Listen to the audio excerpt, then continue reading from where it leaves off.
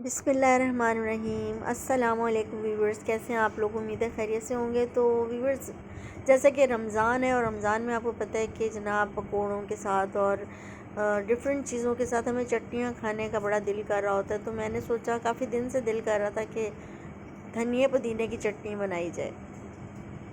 तो फिर मैंने आज अपने हस्बैंड से कहा कि आप ये चटनी मुझे बना दें, क्योंकि अभी रमज़ान है और कि मुझे बहुत पसंद है। तो चटनी की तरकीब कुछ इस तरीके से आपके साथ शेयर करती हूँ कि एक गड्डी जो थी वो धनिया की थी, एक पुदीने की थी। यहाँ पर मैंने टमाटर जो शो की यहाँ पुदीन, बट मैं 2 टमाटर इस चटनी के लिए इस्तेमाल करूँगी और लहसुन के 4 जवे इस्तेमाल करूँगी।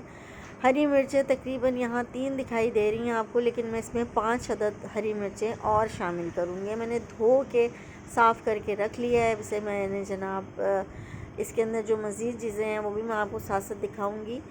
इन्हें अब हमें ग्राइंड करना होगा और इनके अंदर हम जो शामिल करेंगे वो है चीनी। 1 चम्मच हम चीनी इसमें शामिल करेंगे। हस्बे ज़ायका नमक लेंगे, वो आप अकॉर्डिंग टू योर टेस्ट आप चेक कर लें जब ये बन रही हो। अगर आपको कम या ज़्यादा लगे तो वो भी आप कर सकते हैं। और यहाँ मैंने टाटरी ली है, थोड़ी सी टाटरी आप लेंगे अगर आपको खट्टा पसंद है तो, वरना आप इसको स्किप भी कर सकते हैं। लेकिन ये क्योंकि थोड़ी सी खट्टी सी होती है तो अच्छी लगती है, तो आप इसमें चीनी और टाटरी ज़रूर शामिल करें, तो कि इसके शामिल करने से इसका जो टेस्ट है वो दोबाला हो जाएगा। तो अब हम इसे बनाना शुरू करेंगे कि हमने तमाम चीज़ों को शामिल करके इसे ग्राइंड कर लेना है। और फिर जनाब ये बहुत ही मज़ेदार वाली चटनी ये बनती है। इसमें मैं एक चीज़ भूल गई थी, सफ़ेद ज़ीरा।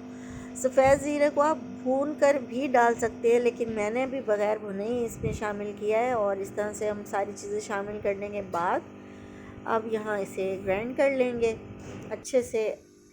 और जब ये ग्राइंड हो जाएगा, इस वक्त ही हम इसमें थोड़ा सा पानी शामिल करेंगे।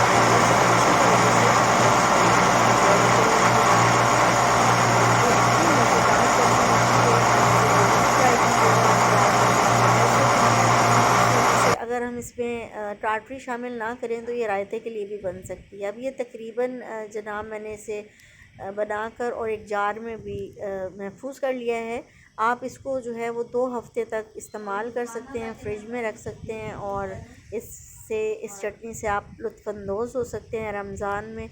तो उम्मीद करती हूँ कि आपको ये चटनी बहुत पसंद आएगी। आप इसे ज़रूर ट्राई कीजिएगा और मुझे ज़रूर बताइएगा कमेंट में कि आपने ये चटनी ट्राई की तो आपको ये कैसी लगी।